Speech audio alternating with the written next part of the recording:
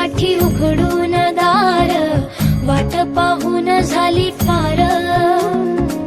चिंता हरून देवा थकला असणार, दे माझ्या खांद्यावर भार.